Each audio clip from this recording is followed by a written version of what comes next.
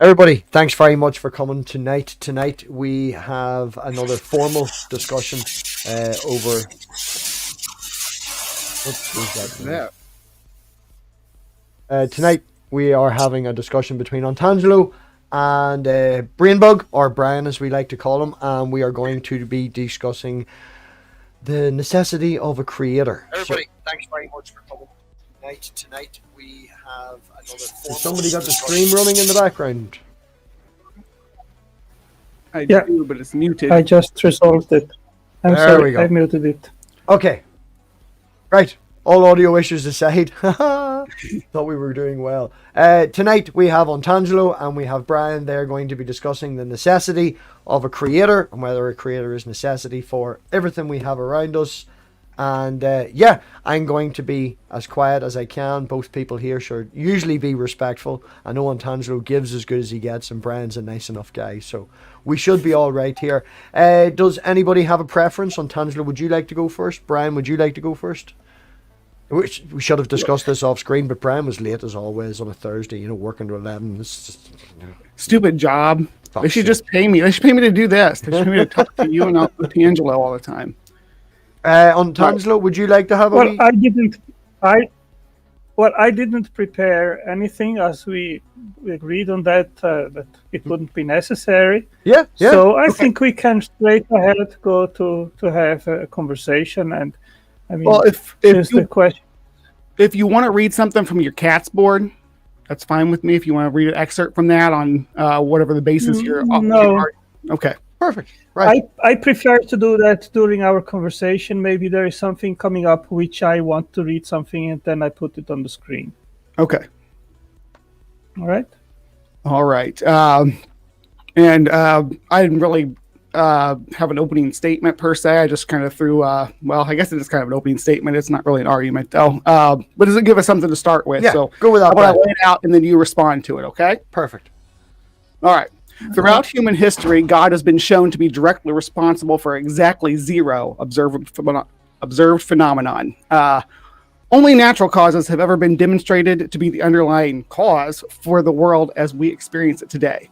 I have little doubt that Ontangelo fully and without question accepts the naturalistic explanation provided by researchers through the same caliber of inductive methodology used to build the top contending models for the current state of our universe. While both myself and Ontangelo are laymen in the field, I certainly could not give an in-depth assessment of the calculations nor present an equation that were used to build these individual models.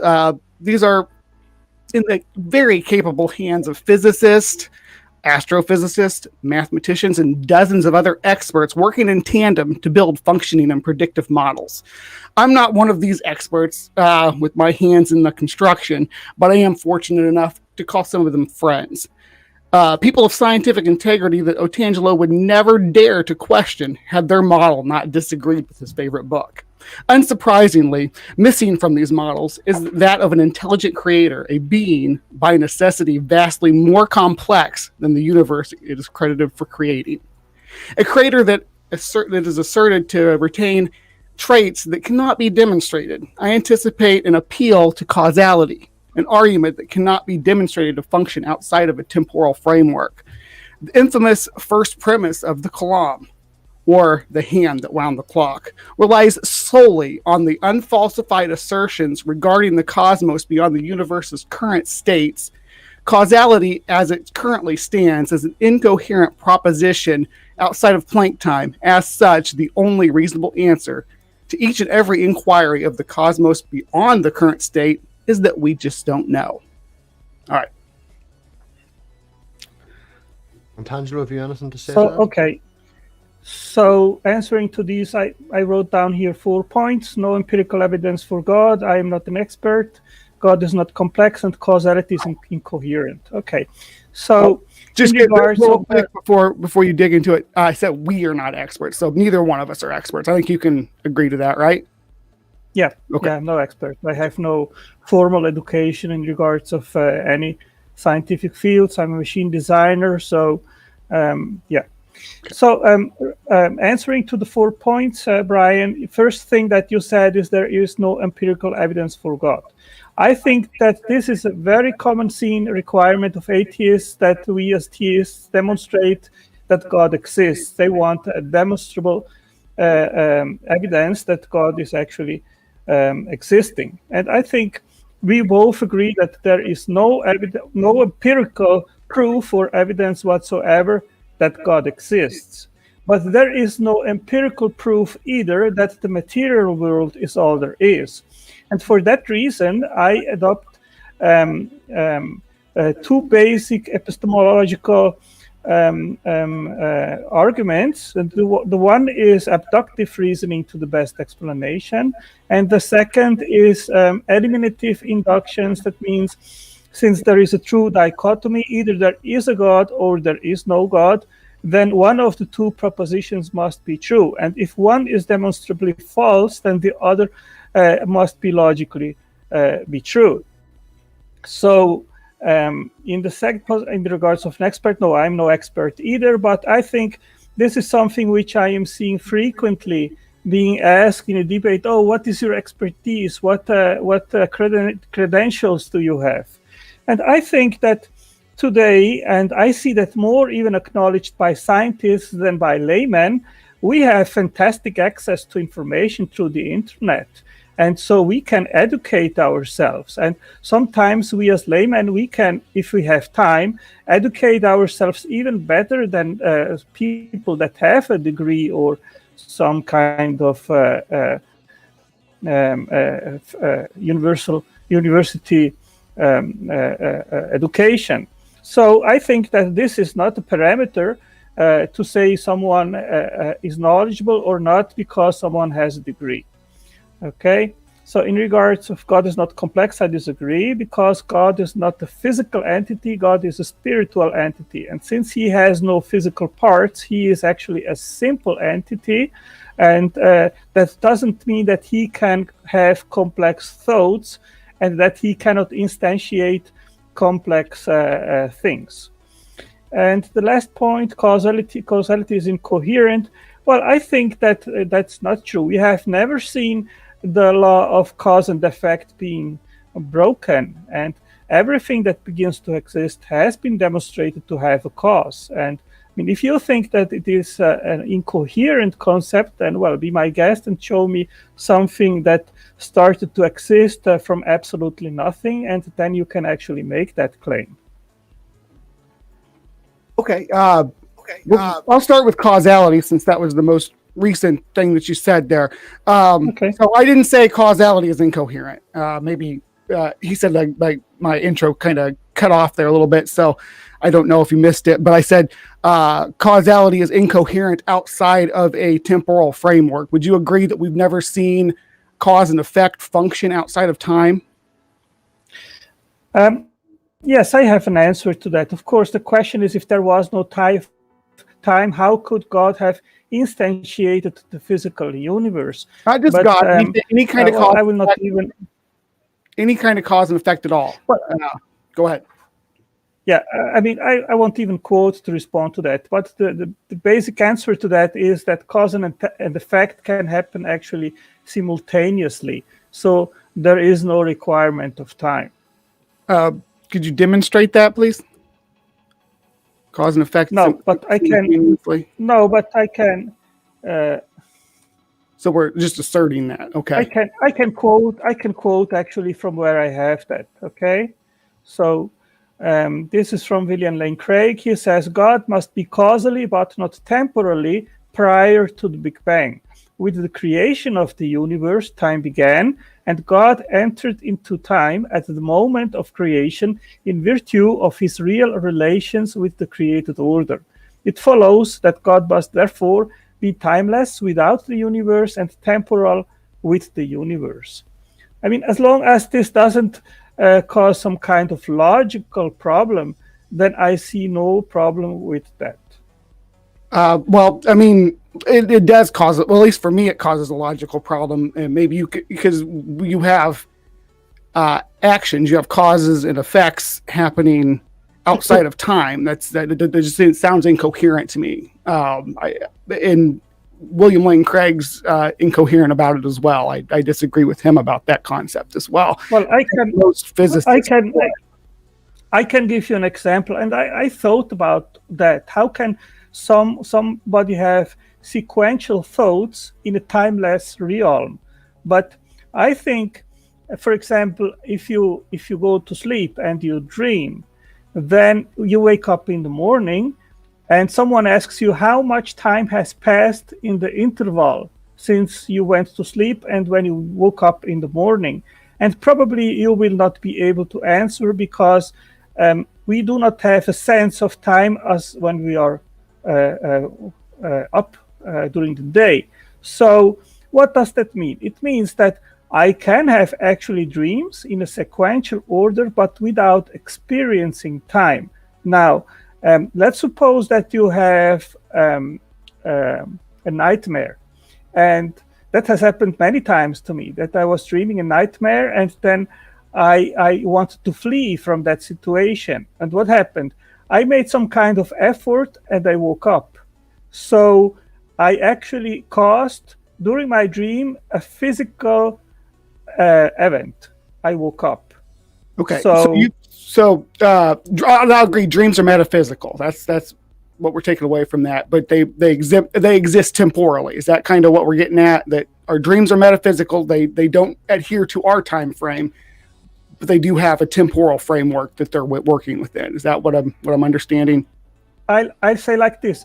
Of course, you can counter argue and say, well, while you are sleeping and dreaming, time is passing, and that I agree with that. But we are talking about the mental state. So if we suppose that my body was not there sleeping, but in my mental state, I can have sequential events in my dream, and I can actually cause a physical event when I flee from a nightmare and I wake up. So somehow I make a parallel, and through that I can understand that it eventually is possible that God exists in a metaphysical or supernatural state, in a mental state without the universe, and there he wishes to instantiate the universe and causes a physical effect, which is the beginning of the Big Bang. So in your cosmology, is the universe that we exist in and we experience today, is it a part of God? Is the world as we experience it part of God? Like your dream is part of you, like it's happening in your mind? Is that, I'm just trying to kind of gauge where we are. I know nobody's ever asked you about that. I'd like to delve into that a little bit.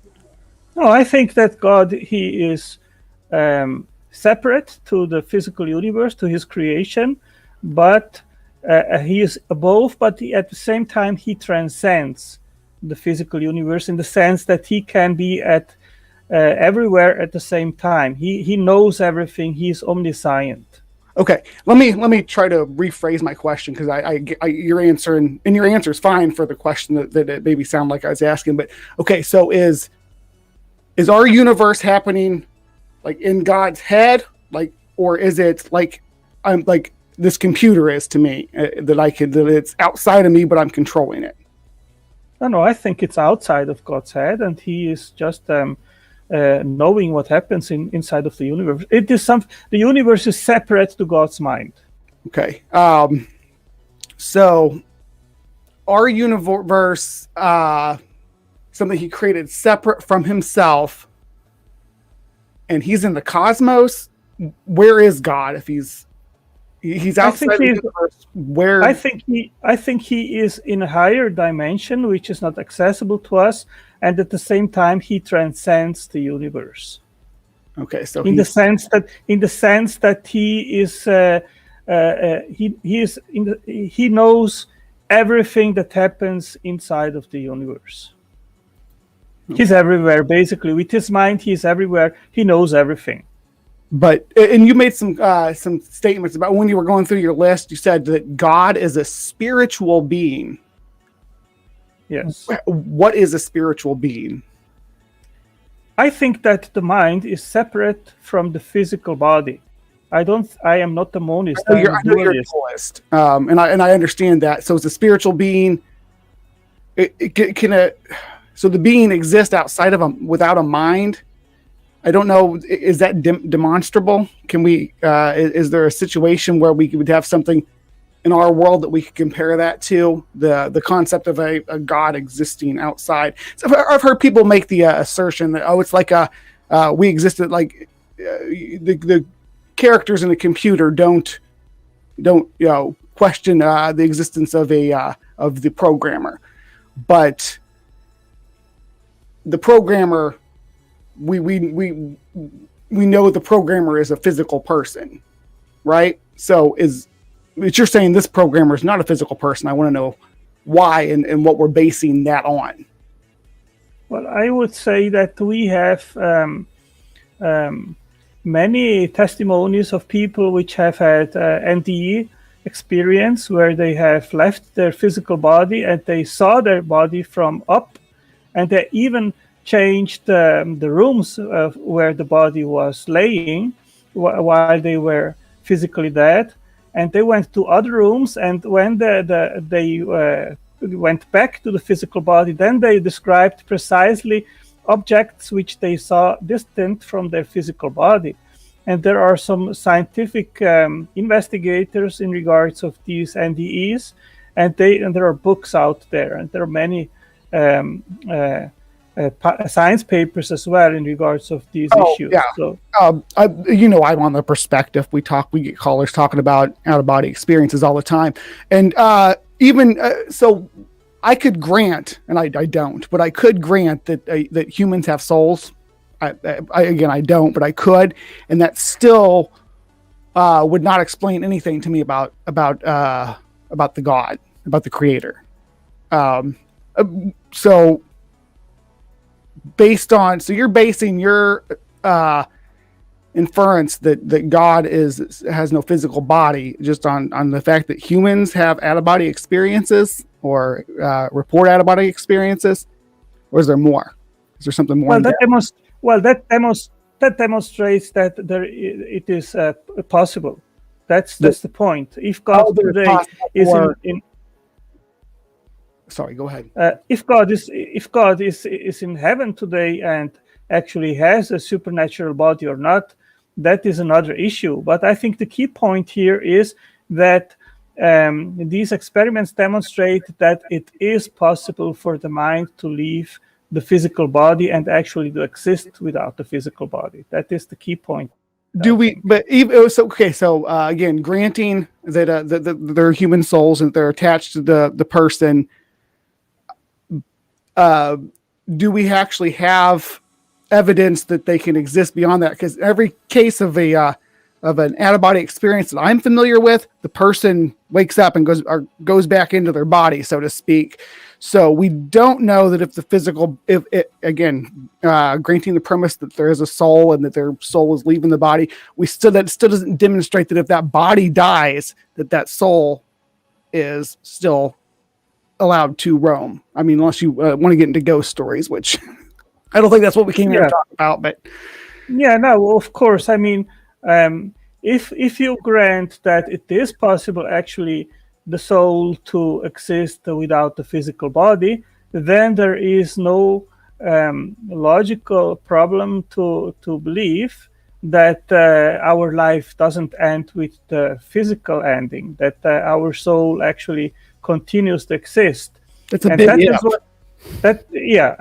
this is what the Bible reveals to us, and either you take that on faith or you don't. Now, Matt asked, what's a supernatural body? Well, the Bible describes that there are bodies which are different than our body. I mean, when Christ resurrected, he appeared to his disciples. He went through walls and appeared to them in the room, going through closed doors. Which gospel is that? Jesus Christ. When he resurrected. Which gospel is that from, though? Oh, I don't know in which of the four gospels, but you can read about it. So he basically had a supernatural body which appeared to the apostles. He appeared to many people, and before he went up to heaven. So that's of course that's a faith claim, something that we take on faith. Robbie, are you taking down questions? There's. I've asked everybody I can't hear to ya. wait until the end to the questions and answer section for them. We can't hear you, Robbie. Oh. If you want, I can post them in the chat and we can answer them as we go along, Yeah. or we can do questions and answers. He started pulling questions from the audience, and I thought, well, if That's all right, because I did ask everyone to wait until the end, but I didn't want Yeah. to distract people. But if you're happy enough, I'll pull them from the audience and I'll post them in the private chat. So if people do Yeah. want to ask questions, then you want to tag you or Dave. just tag me. No, tag me or Dave. Someone will post them in the live chat. All right. If I can, Right. when I have control of the That mic. way, Otangelo's not distracting. He can focus on the conversation that we're having. If I Which can, seems when to I be do going have towards the control of the pool mic, right if I can say thank you very much to Critical Cripple for the super chat. Does Ontangelo think his God has any impact on the physical world today? Absolutely, I believe in miracles. Yes, I believe in answers of prayers, as I have experienced many times. And I have seen many with my own eyes. I have seen demons being expelled in the name of Jesus Christ. All right. Let's. So we got the last 2 points. What were the first two again? I'm sorry. I tried to take them down, but I had a lot going on over here. So you had. So we talked about the spiritual body of God. That I guess that you are building that framework upon out-of-body experience reports. So, and then we talked about causality. And you had some William Lane Craig. What were the first two, though? Just a moment, I wrote them down. First one was no empirical evidence for God, that we are no experts, God is not complex, and causality is incoherent. Okay. As far as the weird no experts thing, I was on the same page as you. We are both demonstrating that you can do research and look into any field of science as a layperson and collect all kinds of information. So I'm on the same page as you. I don't think that that's a good goalpost. My point that I was making about the physicists, astrophysicists, and mathematicians is that they actually do the equations. And it's the same as like what you have on your CATS board out there, that you take people's research and you kind of compile it together. That's what I do as well. And that's what I was appealing to, is that my position is not based upon my own observations or my own inferences of the data. I depend on people to look at it from. I depend on people, astrophysicists, physicists, like Manda, people like that. That's who I bring my equations to.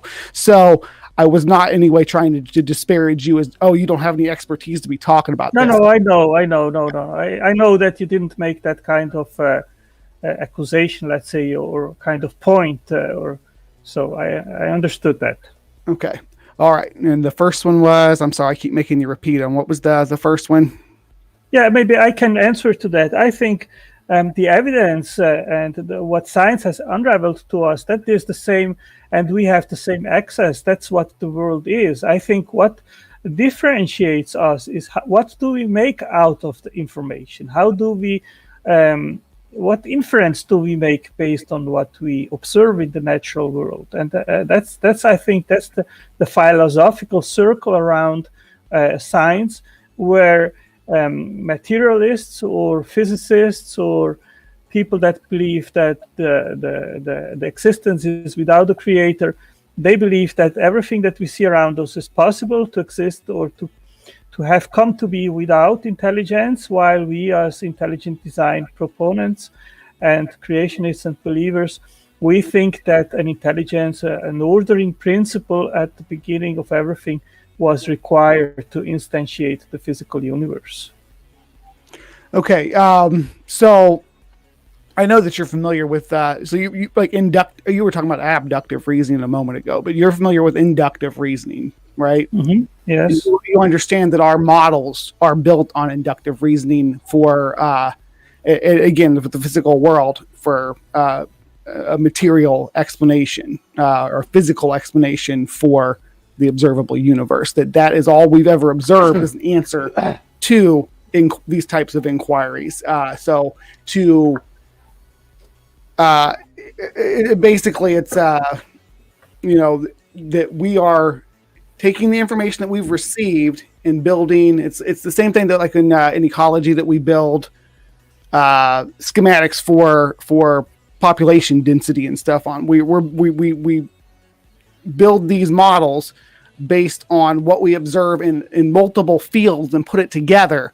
It's not just we saw redshift, so therefore the universe is old. It's redshift, it's geology, it's cosmology, it's genetics. We have all these different fields that inform us of the general age of the universe in its current state.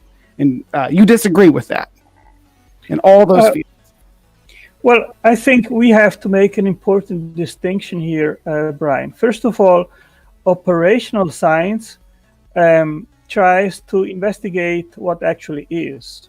So if you see, like, let's say a protein, then science tries to understand what's the function of that protein. But the problem with creationism or with intelligent design is that if we are talking about events that happened in the past as unique events, then we cannot make testable predictions and models and test them. We cannot put God in a test tube and see if he operates and does again what happened in the past when life was created. So that is an argument which I've seen where some people say, well, intelligent design isn't science because it doesn't make testable predictions and it cannot be tested. But the thing is that whatever happened in the past and is a unique event, the same problem goes also to those which propose that just natural mechanisms suffice, because abiogenesis researchers, they also don't know exactly what the conditions were back when life started. So we have, both sides have the same limitations actually. So what we can do is see how things work and then try to understand what mechanism explains best what we observe in the natural world. And is intelligence actually required or a better explanation to explain what we've unraveled, in special on the molecular and biochemical level? I think this is a key issue here. And it is, in my understanding, it's important that we try, in order to find the best explanations, that we look where there is the best clear distinction that can be made. And I think that abiogenesis, for example, is a very good investigative field, because there you have an evolution, despite some claim that there was the Darwinian evolution. But I disagree with that, because some conditions are required in order for you to have Darwinian evolution, and one is DNA replication. Well, that is something. Hold on. What was? Did you say Darwinian evolution? Is there a difference between Darwinian evolution and just evolution? Well, you can say just evolution, whatever. I mean, we have today a very much expanded, right? Yeah, we have today a very much expanded understanding, and since Darwin's time, the theory has expanded and incorporated the new mechanisms and so forth. But all these new mechanisms, like epigenetic mechanisms, which also we know they play a role in organismal building, all this was not extant when life started. Prior or before DNA replication and life started, these evolutionary mechanisms, basically were not around. So there were still the pressures, though. All evolution is just reproductive responses. Well, at the base of it, there's other factors that come into play, but reproductive responses to environmental pressures. Even at the very first life forms would have been subject to environmental pressures. Wouldn't you agree that there would have been environmental changes?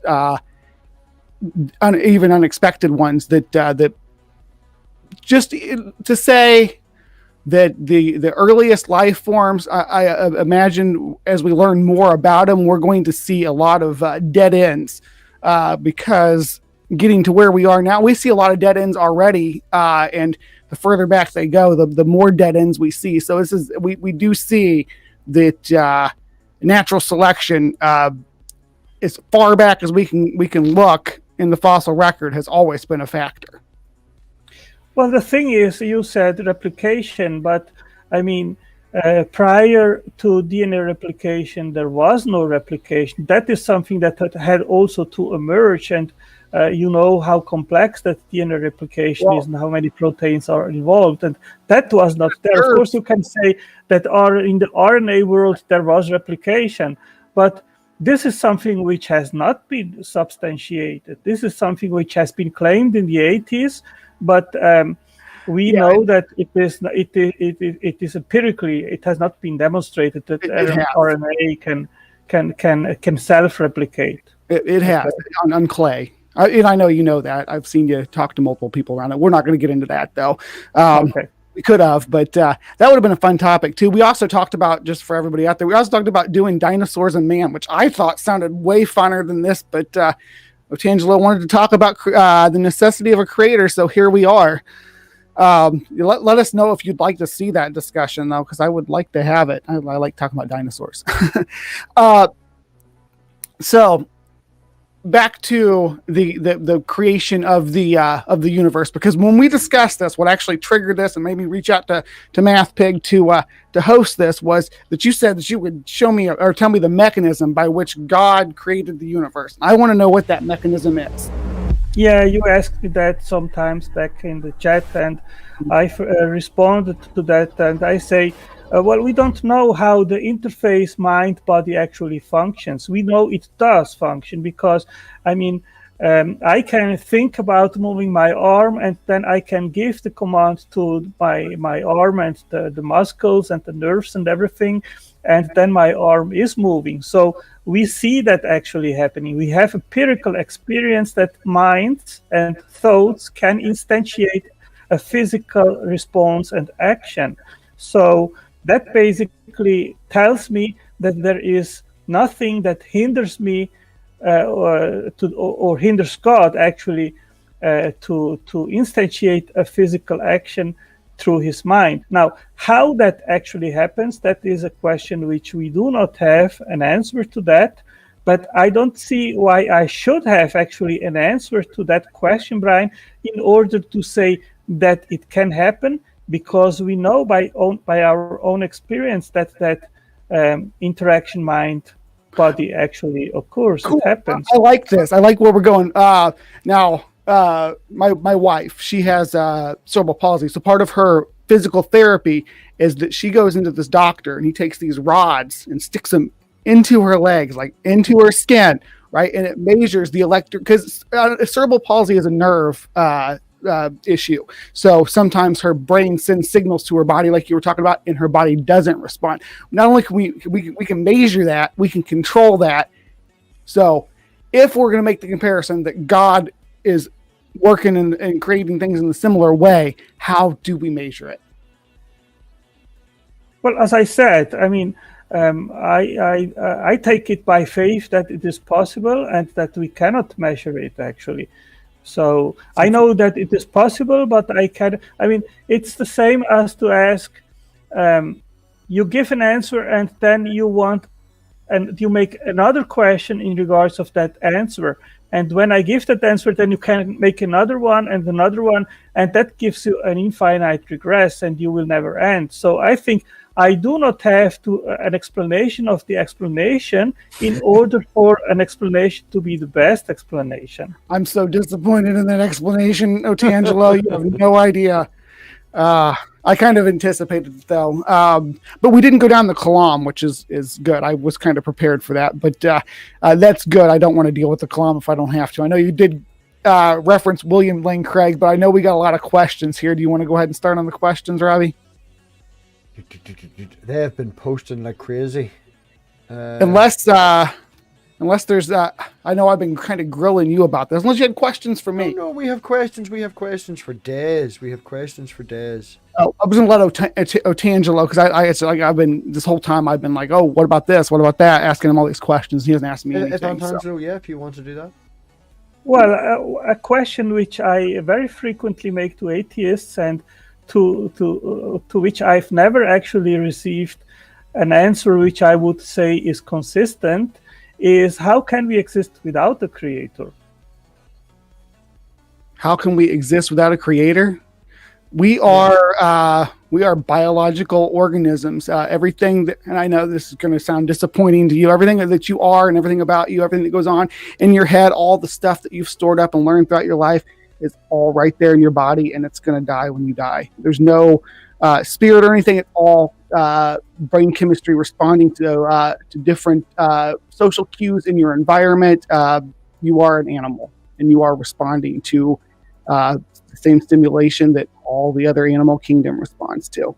That's kind of the crux of it, is that everybody wants to be say, well, humans are special. We're really not. We're really smart, and we are special to the extent that that all animals have some kind of speciality that allows them to survive and flourish in their niche, and that's a beautiful thing. But we've evolved from simpler and simpler organisms all the way back to I am a supporter of the RNA first world, as you referenced. I don't make any assertion that that's how it started. That's what looks like the best model for me. Kind of like with the with cosmology, I do generally adhere to the Big Bang model and don't make any kind of inference of what happened before that.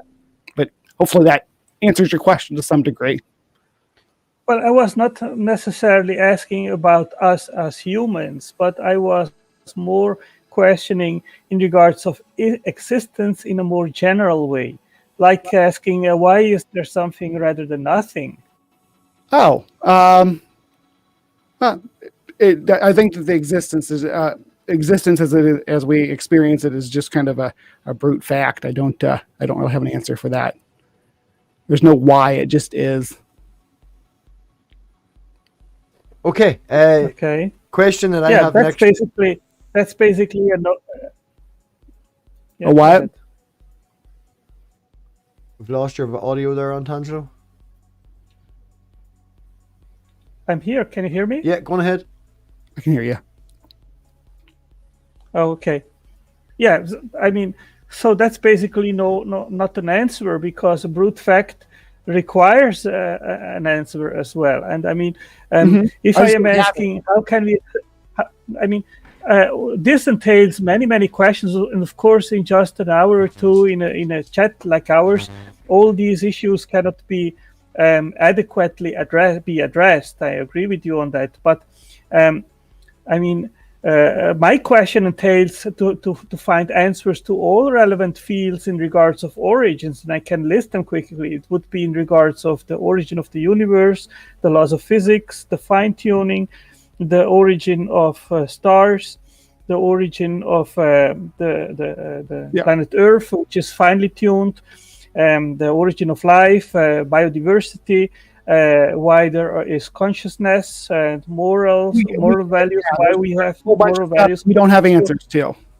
Yeah, so this is a whole field, several fields, so scientific fields, philosophy fields, and all these issues, of course, they require an answer. And I mean, if you hold the view that the material world alone, without the creator at the bottom, is a better explanation, then you have to substantiate this. And if you just say, oh, it's just a brute fact, or what I often see... What do you mean I have to substantiate it? I don't follow you there. Why do I have to substantiate it? In the sense, if you want to justify your view that the material physical world is all there is, and that it is a better explanation of our existence compared to just to reiterate, I say that that's all we have evidence of. I don't say that that's all there is. I just don't make any claims at all about it beyond that. Yeah, okay, so this is something which I always see frequently as well, when an atheist answers like this and says, oh, but we have evidence that the physical world exists. Okay, we have evidence, but that leads us to two possible explanations. One is that an intelligent creator instantiated the physical world, and the other is that no creator instantiated the physical world. It is not by default That's a that false we dichotomy, the though, 'cause physical world. why couldn't multiple creators have substantiated the world, or a creator of a different nature that created the world from itself and doesn't exist anymore? There's so many different options other than just a creator that's, sticking their hand in the pie. Yeah. Well, I agree that there could be multiple gods. Right. Of course, that's not. But I would say basically we can divide two buckets. In one, there is a god or gods or multiple gods, millions of gods, whatever you want to say. Which gods in the bucket there are gods at the bottom of reality, and in the other bucket there is the no god hypothesis and all kind of worlds which you want to say, like the multiverse, whatever you say. That is the world where no intelligence is at the bottom of reality. So we have basically just these two options, and you can, all the subcategories, you can put them either in one or the other. Either there is a god or gods or not. That's it.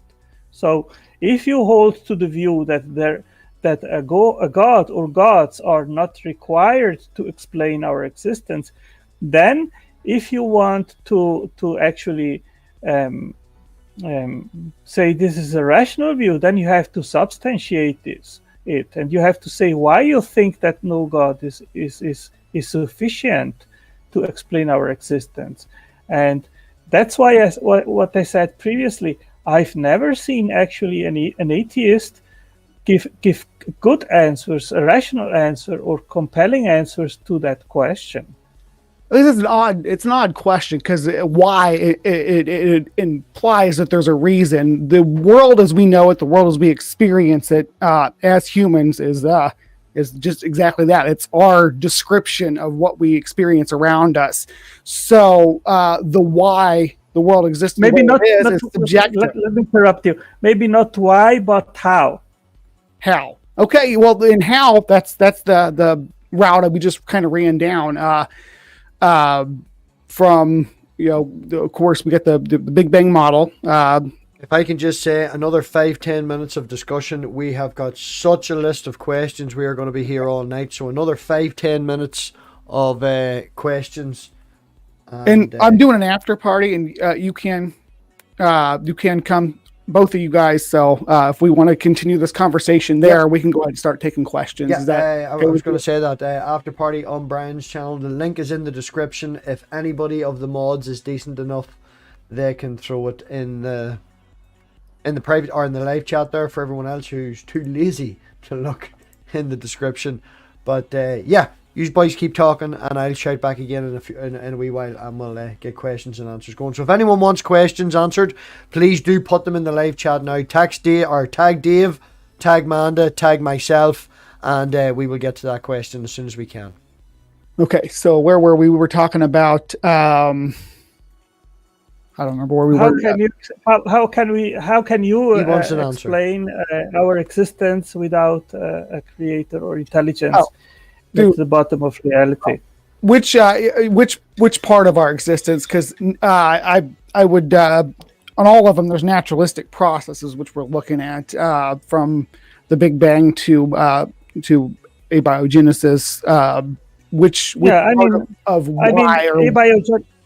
Abiogenesis is a favorite topic of mine, and I like it because, as I said previously, you can make a very clear distinction, because there are basically just two mechanisms which we can claim to be involved eventually in the instantiation of life. And one is intelligence, which is what I propose, and the alternative, I would say, are just stochastic, unguided, random chemical reactions on prebiotic Earth, which somehow had to organize the elements and then make the first self-replicating cell. And I think since you follow all these discussions, the problems involved in this. Yeah, well, I know the arguments that you present, and I don't necessarily disagree with you that there are gaps in our knowledge and things that we don't understand, but that's always been prevalent. That's always been present in all our innovations. There was a time where things like electricity. Sorry, my dog's yapping. I'm sorry if everybody can hear that. Where there was a time where things like electricity were attributed to supernatural forces because we didn't understand them. Earthquakes, things like that we didn't understand, and we attributed either to God or to some other supernatural source. Only later we find out there's naturalistic causes, and that's always been the case. It's never worked the other way around. It's never worked just straightforward that we found the answer to this and it's supernatural.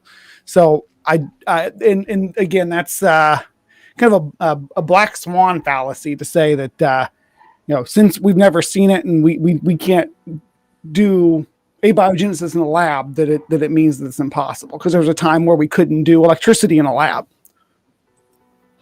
Yeah, that is an answer which I have heard several times, the black swan fallacy. Now, if I would ask you, do you expect eventually to find a green swan which likes Gucci clothes and which its eggs are Fabergé eggs? So would you think this is a reasonable expectation, because we've never seen a swan like this, that eventually one day we will find one which in the multiverse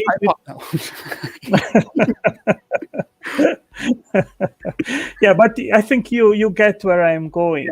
I mean, you cannot make unreasonable expectations in regards of things that never have been seen happening. So in regards of the origin of life, I mean, the more that science has unraveled, and just saying, oh, we don't have yet all the answers, but science one day will find answers and they will be naturalistic ones. This is basically a materialism of the gaps. That's a misrepresentation. I mean, I think that what we see is that, like I was just going through the list, all these things that every time we've looked for an answer and found an answer and we're able to find an answer, it's been naturalistic. So it is actually, that's why, what's the difference between God of the gaps and naturalism of the gaps? And I'm so sorry about my freaking dog. God of the gaps is putting something we've never seen in a place as an explanation for something we don't understand. Naturalism of the gap, as you coined there, is simply just inductive reasoning that these are the way we've experienced the world in the past, and so that is what we have to base our inferences on when we look and examine and make observations and hypothesis, and that's naturalism. So to call something naturalism of the gaps, I mean, would a naturalistic explanation for lightning have been naturalism of the gaps before we knew what was the cause of it? What about a volcano? Was that naturalism of the gas before we understood tectonics and the geology of the Earth? No, but if we come back to the origin of life, you know that you require a genome with lots of instructional assembly information to make the cell, its operation, how it works, and everything. And 5-minute warning on the open discussion. 5-minute warning. We have never seen that kind of information. We have never seen instructional information to emerge by unguided events. And we know only. What do you mean by? Hold on. What do you mean by instructional? Okay, I am a machine designer, and if someone comes and tells me make a machine for that specific purpose, then I will sit down. I will try to figure out how that machine has to be made. I'll go to the problem solving, and once I have figured that out, then I will make a blueprint, a drawing, and once all the specification has been made about the size, about the subunits, the materials, how it works, how it rotates, and so forth, then that blueprint goes to the factory, and the factory workers, they can instantiate the physical object and make basically what is in the blueprint.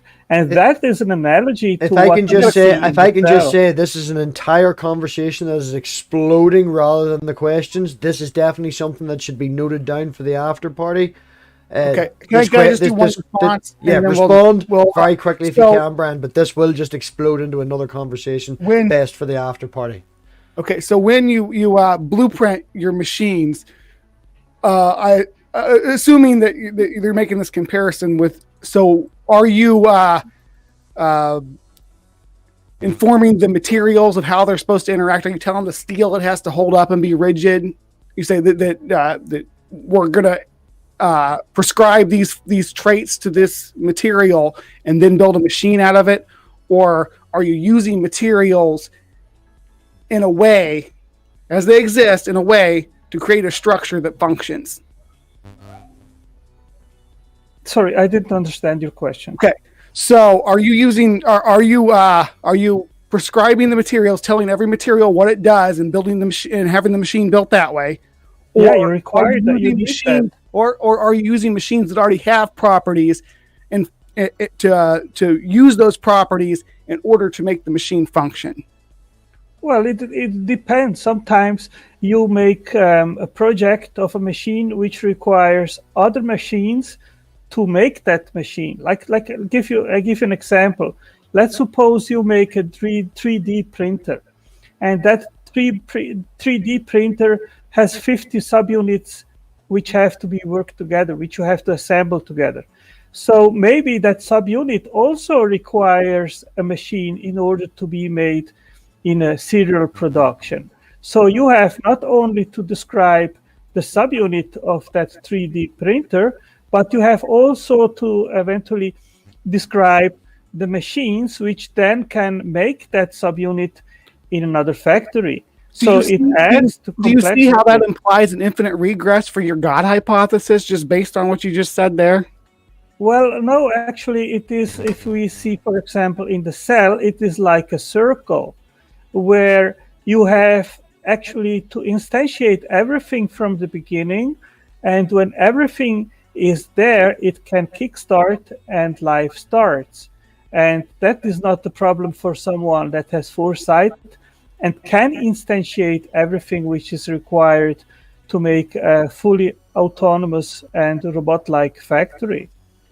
Okay. That's basically what we see in the cell. Back to the factory and the machine and the stuff. I think that's a topic for. Which is a whole other topic, and I do want to have another one of these. Yeah. We'll definitely bring that up in the after party. Now we have a lot of questions. If I can just fly through them real quick, let's not. We'll do a couple just to give everybody a bit of respect, because we did promise questions and answers, and then what we'll do is we will move to the after party, and any questions that have not been answered here will be answered in the after party. So if I can find the spot where all the so many questions. Right. Question for Antangelo. If he could explain necessity and how he has determined that your God is necessary. Well, first of all, just explain necessity. That would be quickest, because how God is necessary is the entire debate tonight. So could you just explain necessity? Yeah. Something cannot come from nothing. That means if we exist, something had to be there always, without a beginning.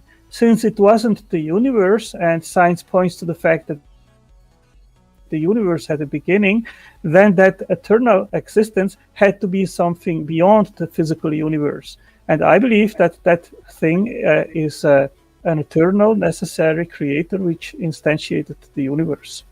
That's perfect, because that sort of follows on to something that I posted in the chat straight after that. So as you said, it's our conclusions on the evidence that we infer from. So our conclusions are based on our presuppositions. So you do presuppose God exists from the get-go. No, not necessarily. I mean, I can say the universe had a beginning, therefore it must have had a cause. Since something cannot come from absolutely nothing, something eternal without cause must have had existed forever without a beginning, and that is God. Yes, you do presuppose God. Okay. Question from John Rapp. What are the guests' thoughts on our significance in a universe as absurdly huge as now we know it to be? What is God's reason? Well, there are reasons why a life-permitting universe has to be the size it is, and I can put a link in the side chat if you want, and then people can read the link. It's not the format here to go into the minutiae of the scientific reasons for that, but I can do that quickly, and then people can read post it. If that would be real quick. We want to fly through the questions, so post that in the live chat on Tangelo. That would be fantastic. What time is it there, Robbie? Pardon? What time is it there? Midnight? Something like that. It's grand. Next question. This is how far back we're going. This is like Dave's actually timestamped this one, so a half an hour's worth of questions we have to fly through. So if Antangelo, post that in the live chat. If I haven't made you a mod, say something in the chat and I will make you a mod so you're able to do that. Next question. Godless Granny. Does Antangelo think that God has DNA? And if not, how can he actually have a physical son? Well, Christ was physical when he was here on earth, and of course he was fully human, and therefore he had DNA. Okay. I have nothing for that. Quick answer. Appreciating the quick answers. Question from Nerdy Rodent. Which basically, do you believe in other conspiracy theories on Tangelo? Is the world flat as well, and is it 6,000 years old? Well, I don't like it when you put both together in the same bucket, but yes, I'm a young earth creationist, but I don't believe that the earth is flat. Okay, question from Ricardo. What is operational science? It investigates how things work in nature. Like for example, if you see a new protein which you don't know its function, then you investigate how it operates, how it works, how it functions. That's basically operational science. Carlton Winston asks, what does any of this have to do with the necessity of a creator? Well, what is she referring to? I think he's talking about you going down the line of abiogenesis and trying to disprove it have to do with the fact that a creator is necessary for creation. I think the point that he was pointing out was the fact that you've shown that you don't believe in what Brian believes. You have debunked it, but you haven't shown an actual, this is why a creator must be necessary for actual creation. Well, of course, you can say aliens eventually seeded life here on Earth. That would be a possible explanation if solely natural explanations are not sufficient. But then you have to ask where these aliens came from. So that isn't a sufficient explanation then. Yeah, but either. the point, if I can make a point, and then we'll go back to the questions, is you're saying that aliens could have done this and could have done that. The point I'm saying is, how can you show that aliens were needed, were must, that they had to have done that? You know, it's... Well, that goes into the question why abiogenesis without... Let's not. Yeah. Lots of questions. Do I have any questions? Yes, because we're on the questions and answers section, and this is what a mod does. He keeps us on track. Where does Antangelo think dinosaurs went? Do you believe that they are real? And Manda usually doesn't listen to you. Oh, yes, I believe they were real, and I think that they were extinct with Noah's flood. What about dragons from later Bible stories, like St. George, for instance? Well, I think dragons maybe are dinosaurs. Yeah, that's what I thought. Question from Aaron Charitier. Do you think your worldview could have been shaped from routine and habit, Antangelo? From what? Routine and habit. Mine absolutely was, just for the record. I was just thinking that question could have been answered by both, and just Brian's got a quick answer. Yes. What do you think, Antangelo? Routine and habit, that I don't scrutinize my own worldview in that sense, or what? Do you think that your presupposition that we're taking it as a presupposition just for the context of this question. Do you think that exists because of your routine and your habit of growing up and always having it around and being there? Well, Brian's an atheist from birth and never had it around him. And quick answer. I don't think that any one of us is completely unbiased, and I am biased, of course, Yes. too. So I admit that, and I mean, I try to be as truthful as possible to myself, because at the end of everything, it is my life, and if I hold to a false worldview, then I will be the most harmed by that. So, of course, I want to know what is real, what is true. So Okay. Yeah. I try to remove bias as much as possible. Good. But good I'm answer. not I appreciate unbiased. that. I appreciate that. I don't know how much it's true for most people, but I appreciate you at least saying it. Question from Kafefi. I think it's towards Brainbug. How do you know consciousness blinks out when you die? Has Brainbug died, experienced the nothingness of death, and come back to let us all know what happens? No, I haven't. That is inductive reasoning that we were talking about. So if you can show me some evidence otherwise, I'll be happy to say call.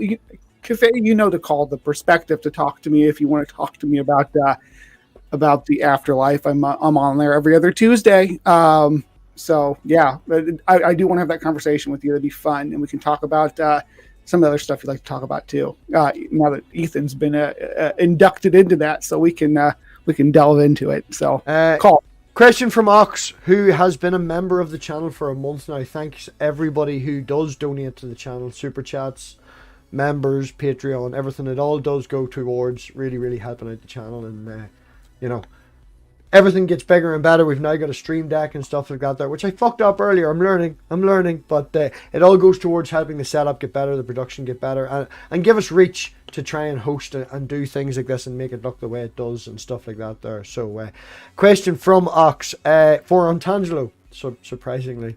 If there could be creation without a creator, and could your God just be a mistaken identity of the universe by man? Well, I mean, that would entail that everything came by chance, and I don't think that chance has sufficient power to instantiate what we see around us. Anything you want to add to that, Brian? No? You're happy enough? Yeah. Go ahead. Aaron Charioteer asks, if God is all-powerful, why would he create something as basic as a hydrogen atom? Well, because it's required in order to have the more complex things. It adds upon it. Yeah. Question from Mr. Burr. Do you have evidence for a miracle outside of personal experience? Well, just what I hear and what I read. That would be. I mean, the Bible itself is full of descriptions of miracles. Yeah, claims. Do not Lots of the claims. miracle. So Lots of claims. Question from Dargendorp. Big fan of Dargendorp. I am personally. Man helps an awful lot out. Everything that we do get for the channel, Dargendorp jumps in and gives it his signature and helps out with the computer system. He's also helped out Brian set up his channel and stuff like that as well. Awful lot of love for Dargendorp going back since Great for the community. This is not going to be a one-word answer, and I'm just going to ask the question and feel free to laugh. But it's Antangelo. Can you tell us more about demons? Where do they live? Where do they hang out? Do they exercise? Do they eat? What's their average lifespan? Well, they are spiritual beings. I think they are fallen angels, and we can see that happening, that they exist, especially through demon possession. This is something which has been reported through all ages, and we see that happening today. So, I mean, people can ridicule these things, but I see them as real, and I have experienced real demon possession and people being possessed, and also the power of the name of Jesus. And these demons, they leave when the name of Jesus is invoked. So this is, in my worldview, and what I believe, this is real. This is not just fantasy or so. If I could shout out to Never Again, another member of the channel who has brilliant, and sent a super chat. Thank you very much. I can get a beer now. Next question from the Maverick to the atheist. Why do you assume a self-sustaining system that allows numerous life forms to thrive and support each other is not an intelligent design where we are unable to recreate this? Again, that's the black swan fallacy that because humans can't do it because we've never seen it, because it's not it's something that's possible, but we haven't demonstrated doesn't mean that it'll never be demonstrated. That's a fallacy. Perfect. Yeah. Perfect.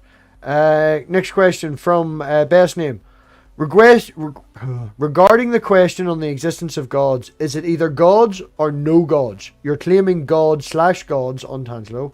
Therefore, you have the burden of proof. No one else. I think that's more of a statement than a question. That was Best Well, Name. Yeah. Well, I always will provide evidence for what I believe, so no problem for me in regards of that. Question from a fellow Christian for Ontangelo. What does any of your arguments have to do with Jesus, a 1st century crucified Jew who is God incarnate? Well, I use, in my dialogue with atheists, a cumulative argument for God's existence, which starts with the first question, is there a God rather than not? Once an atheist admits and acknowledges that the God hypothesis is the better explanation of our existence, then I can move forward and we can figure out which God actually amongst all the myriads of religions that are out there fits best the God, which one is the best evidence-based. And then we can eventually talk about my Christian faith, about Christ, resurrection, and the Bible, if it's trustworthy or not. Okay. Question for Brainbug. What do you think was Ontangelo's strongest point tonight, and then his weakest? That's a great question. Angelo is a good at pointing out the things that we don't know. I won't ever say that that's not true. He does find flaws in or potential flaws in models and in hypotheses. So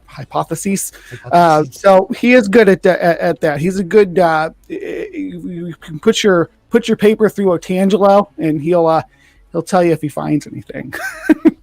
As far as bad arguments, and that's another thing. He'll read the paper too. So I appreciate that. Usually, I don't know. Speed might disagree with me there, but. Again, I'm not a fan of the first premise of the Kalam. I'm just not. So the nothing argument, it falls flat right there for me. So yeah, okay. Perfect. Next thing is, would Ontangelo ever create a structure that had his fuel inputs and waste removal in the exact same space, or would he laugh at someone who made such a dumb design? Mr. Burr, thank you very much for your super chat.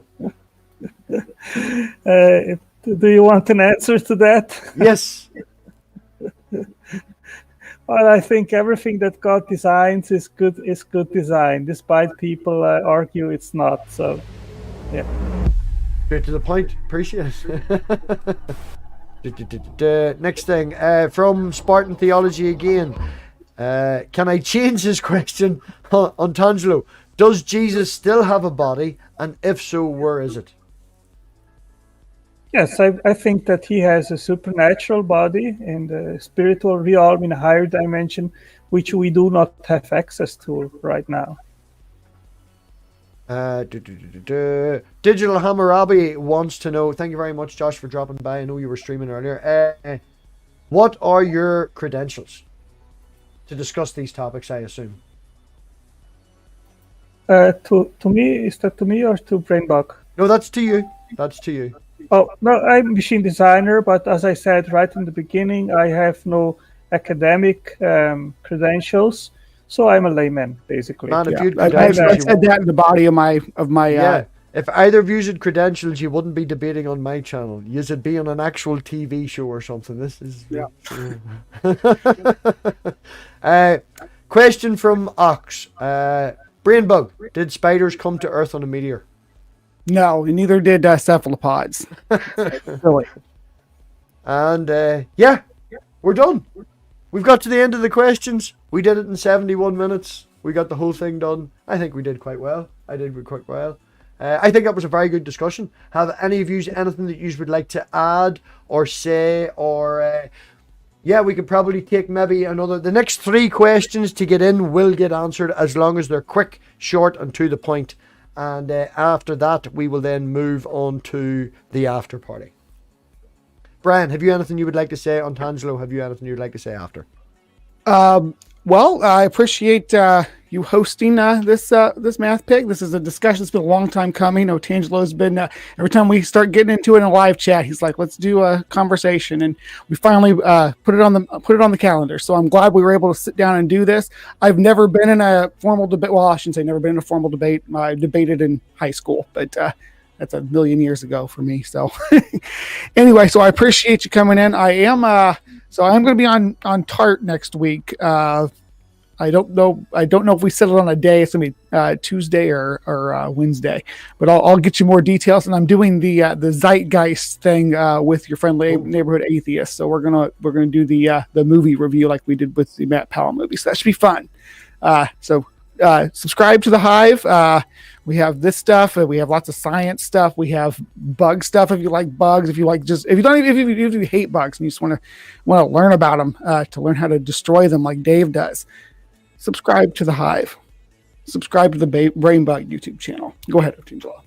If I can just say, Yes. I got to the end of the list of questions. Dave and Manda were very nicely helping me out, although I did shout down a time and say no more questions will be accepted after that. So if any questions were asked after that, they probably were not posted in the live chat because we had so many. So either you can repost it very, very quickly and we'll get through, as I said, 2 or 3 questions.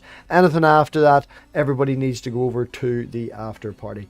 And on Tangelo, if you would like to say anything.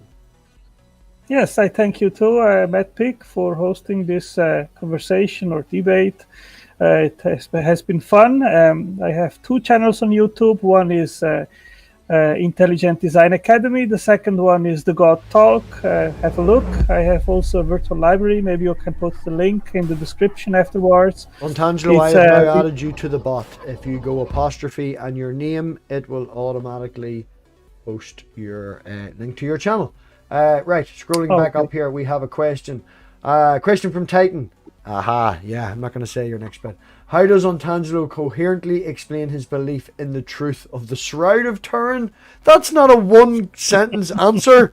Fuck's sake. That'll be the after party thing. Tangelo, are you coming to the after party? You're welcome to. Yeah, I can come, but if you want, I can put the link. There is a lot of information regards of the Shroud, of the age, and everything else, and you can look it up. I will organize for you and Titan to have a conversation. That's what we'll do. If you want to, Ontangelo, we can organize you and Titan having a conversation. Next question then. Sure. I'm up for it. Carlton wants to know what the aquariums are behind you. That's his entire channel, Carlton. Go and sub. Question from the Maverick. Belief in divine justice gives additional incentive for morality and deference from morality, so why not promote it? I think that's more of a statement. Question from John Rapp. Is it not more logical that man created God? Yes, I think that's more logical. Well, I don't think so, because then what created us? And everybody wants to know Titan who.